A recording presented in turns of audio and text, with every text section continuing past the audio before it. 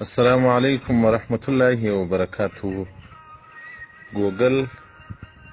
او اوس معاشره، محترمینو کافرانو او د اسلام دشمنانو، زموږ د مسلمانانو د جامعې او خصوصا د نوي نسل لپاره د هلاکت او د بربادۍ او د الله سره د لرېوالي او د رسول الله سره د لرېوالي او د قبر سره د غفلت یو غټه موزینه لکه انټرنیټ او ګوګل مسلمانانو ته ایجاد کړل او اختراع یې کړل. نیټ هغه څه دی چې خلک یې سره وصل کړل، خلک یې سره ژوندي کړل، د لورو لورو ملکو خلک یې سره وپېژندل، خو لیکن هغه شی هم دی چې بنده یې د الله څخه پردی کړي، امتي یې د رسول الله صلی الله علیه وسلم څخه پردی کړي. دا هغه شی دی چې انسانان په ګناه باندې کې مبتلا شول. د ښځو و تصویرانو ته ګوري، د الکانو و تصویرانو ته ګوري، په سروزو او په بتو فلمو باندې سترګې خرابې کړل. سیدنا محمد صلی الله علیه و آله و صحبه وسلم څخه روایت دی چې رسول الله صلی الله علیه وسلم ښځه چې راووځي شیطان یې خلکو ته ښایسته کوي، او رسول الله صلی الله علیه وسلم بارک وایي تاسې د یو پردۍ ښځې سره مه کښېنئ، ترجماني به مو شیطان وکړي. مرقات جلد شپږم صفحه 255 کتاب نکاح. نو محترمینو، هر هغه څوک چې موبایل لري، غټ موبایل لري، هغه دې وار د ځان سره محاسبه وکړي چې زه پیکیج د انټرنیټ جمع کوم، زه د څه دپاره دا پیکیج جمع کوم؟ د دنیا کار په کوم، د دنیا بزنس په مخ بیام، دین په زده کوم، او که فلمونه په ګورم، او که سروزونه په اورم. مخکې دې محاسبه له ځان سره وکړي، بیا دې پر پیکج باندې اقدام وکړي، پیکج دې رانیسي. محترمینو، هر هغه څوک چې انټرنیټ ګوري، یوار دې مخکې په سترګو کې د قبر انځور راولي چې زه به یو ورځ تلونکی یم له دې دنیا څخه، یو ورځ به ځم و هغه تور قبر ته به ورځم، هلته به بیا نه سمسنګ موبایل را سره وي، نه به آیفون موبایل را سره وي، نه به کیو موبایل را سره وي، نه به بل موبایل را سره وي، نه به هلته ماموري کارت وي، نه به هلته بیا د ګوګل او نه به هلته بیا د انټرنیټ سګنل کار کوي. هلته به صرف یوازې د انسان سره خپل طاعت او عبادت وي، هلته به د انسان سره خپل معصیت او د الله نافرماني ورسره وي. قبر ته چې انسان شو کېږي، صرف یو کفن ورسره وړي، یو کفن وړي، نور د دنیا تاج، د دنیا سرمایه، د دنیا عزت و قدر نه ورسره وړي. د قبر عزت او د قبر سرمایه هغه طاعت د الله دی چې سړی به په مځکه باندې وکړي. دا شیخ مبارک وایي که توانستیم ندانستیم، چې پوهېدلم چې طاقت مې ولو، پوهېدلم نه چې د لمانځه طاقت مې ولو، د نفلو طاقت مې ولو، د روژو طاقت مې ولو، د ذکر طاقت مې درلودی، ژبه مې په ذکر باندې مشغوله کولی سوای، هغه دماغ او سوچ و فکر مې د الله په مخلوق کې په تفکر مشغوله کولی سوای، په پښو باندې مسجد ته تللی سوای، په لاس مې قرآن را اخیستلی سوای، او په سترګو مې قرآن ته کتلی سوای، او په ژبه مې قرآن ویلی سوای، خو نه مې کول چې طاقت مې و نه پوهېدلم. که دا انستیم نتوانستیم چې قبر ته چې وسولم، چوپۍ سولم، بیا طاقت نسته، په قبر کې بیا هیڅ په درد نه خوري، هیڅ په درد نه خوري. شیخ مبارک وایي پر یوه هدیره باندې رالمه، کشف القبور راته وسو، د دې قبرو کشف راته وسو. هغه انسانانو ته کېږي چې هغو تصفیه د باطن کړي، هغو تزکیه د باطن کړي، هغو ته کشف القبور کېږي. نو شیخ مبارک وایي څوک په دې قبر کې ناست، پوښتنه مې ځینې وکوله چې څونه وخت کېږي، هغه تلاوت د قرآن عظیم شان کوه. ځکه رسول الله صلی الله علیه وسلم مبارک وایي مؤمن چې د قرآن په شغل کې مړ سي، قبر کې بیا ملایکې قرآن ورته راوړي، وایي تر قیامته پورې ته خپل تلاوت د قرآن کوه چې قیامت راځي بیا به جنت ته ولاړ سي. نو هغه شیخ مبارک وایي ما پوښتنه ځینې وکوله چې څونه وخت کېږي تلاوت د قرآن کوي؟ وایي دا راته 400 کاله کېږي. مالته خو بیا نه لوږه سته نه تنده سته نه خوب سته خوب لږه تنده هغه دلته په دې ژوند کې ده وروسته له مرګه بیا نسته بیا یې د قیامت په ورځ باندې لوږه او تنده راځي نو شیخ مبارک وایي زه ډېر تعجب واخیستلم ما سبحان الله 400 کاله کېږي چې قرآن تلاوت کوي سبحان الله څونه ثواب دی وایي دې ځوان سترګې راواړولې ویل دا ستا د یو وار سبحان الله ثواب راکړه د دې 400 کلو ثواب زه درکړم نو په قبر کې بیا سړی هر څومره طاعت او عبادت وکړي هغه بیا په در نه خوري محترمین او په قبر کې طاعت او عبادت هغه خلک کوي چې په دنیا کې په طاعت او په عبادت باندې مشغول وي داسې متوارو خلک چې یو چې په دنیا کې هم په معصیت باندې مشغول یو هلته بیا په قبر کې ولره عذاب وي هلته بیا طاعت نه وي تلاوت نه وي محترمین نو راځئ په ژوند کې محاسبه وکړو رسول الله صلی الله علیه وسلم وایي موتو قبل ان تموتو مړه سئ مخکې تر دغه چې تاسې مړه کېږئ د مرګ بعد خو ګناه نه کېږي د مرګ بعد خو دنیا نه ګټل کېږي د مرګ بعد خو بیا معصیت ته الله نه کېږي هلته ابوجهل هم تسلیم سوی دی اوس فرعون هم تسلیم سوی دی قارون هم تسلیم سوی دی خو هغه تسلیمي ګټه نه کوي تسلیمېدل په دنیا کې ګټه کوي تسلیمېدل په دنیا کې ګټه کوي نو رسول الله صلی الله علیه وسلم وایي مړه سي یعنې ګناهونه ما کوي لکه مړي ځان داسې حساب کوي نو محترمینو چې انټرنیټ خلاصوئ وار محاسبه له ځان سره وکړي چې ورځ بیا الله له ما سره حساب کوي ګوره زموږ تاسو ټول عمر چې راواخو 560 کاله به وي په هغه کې ګوره نصف عمر زموږ تاسو خوب یوړ ویده یو په هغه کې نصف عمر زموږ تاسو د دنیا طلب یوړی کم عمر راپاته سو په هغه عمر کې موږ د شپې تر 1 بجې تر 2 بجو ځوانان فیسبوک ګوري د پردیو نجونو تصویرانو ته ګوري فلمونه ګوري عیاشي کوي په نیټ باندې دا د سترګو جادو دی چې کافرانو دا تخنیک ایجاد کوي د مسلمانانو د خطا ایستلو دپاره د مسلمانانو د غفلت دپاره دا شان ایجاد سول چې مسلمانان غافله کړي دونه غافله سول چې د قارون او د فرعون په زمانه کې هم دومره معاشره نه وه غافله لکه اوس چې مسلمانان غافله دي له دې څخه وزیر بسامي رحمت الله علیه مبارک وخت حورې په خوب ولیدلې حور العین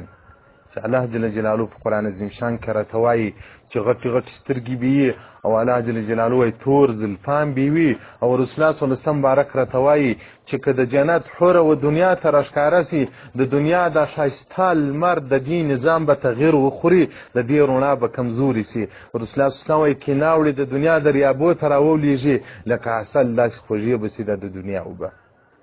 وزیر بسامي رحمت الله علیه مبارک چې حورې په خوب ولیدلې نو د جنت حورې دي سبحان الله چې په دنیا کې سړی یو ښایسته نجلۍ وویني هر څوک چې وویني بیا په زړه کې څو ورځې داغ وي په هغې کې تصور بند وي چې مې حلاله نکاح باندې واده ورسره کړی وای چې د جنت حورې سبحان الله که دنیا ته راشي پر مخ د مځکې به بیا فرصد څوک نس پیدا ټول به لیونیان سي د جنت هغه نعمتونه دي د جنت هغه خوندونه دي نو باید بسامي رحمت الله علیه فکر ډېر خراب چور دی بند په جنت په حورو کې درېیمه ورځ باندې بیا خوب لیدی بیا یو حوره په خوب ولیدله سترګې یې ځین پټې کړلې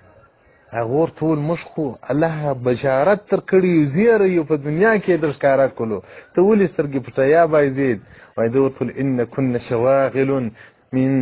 ذکر الله تاسې ما د الله له ذکره څه مشغوله کوئ ځئ ولاړ سئ نه یاست مې پکار